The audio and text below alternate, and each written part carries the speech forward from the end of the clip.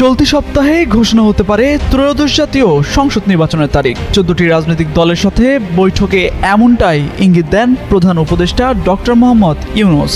যদিও বৈঠক শেষে প্রেস উইংয়ের বিজ্ঞপ্তিতে উল্লেখ করা হয়নি এই ইস্যু। এরপরই রাজনৈতিক অঙ্গনে তৈরি হয় এক ধরনের ধূম্রজাল। এতে রাজনৈতিক দলগুলোর মাঝে দেখা দিয়েছে মিশ্র প্রতিক্রিয়া।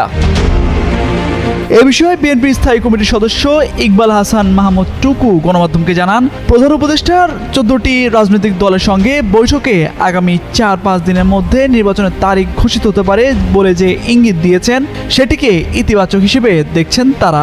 ডক্টর ইউনূস আগামী ডিসেম্বরের মধ্যে নির্বাচনের প্রস্তুতি সম্পন্ন করতে এরই মধ্যে নির্বাচন কমিশনকে বলেছেন।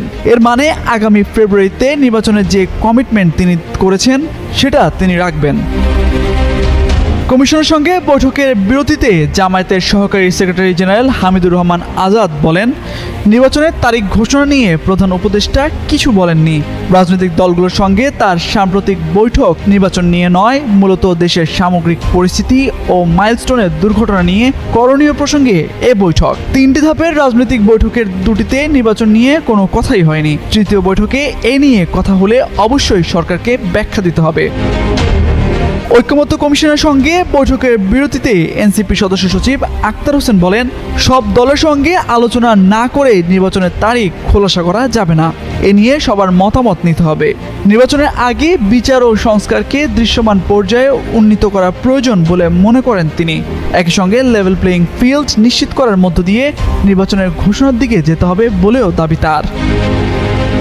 আসছে আগস্ট মাসের শুরুর দিকে জাতির উদ্দেশ্যে ভাষণ দিতে পারেন প্রধান উপদেষ্টা অধ্যাপক ডক্টর মোহাম্মদ ইউনূস।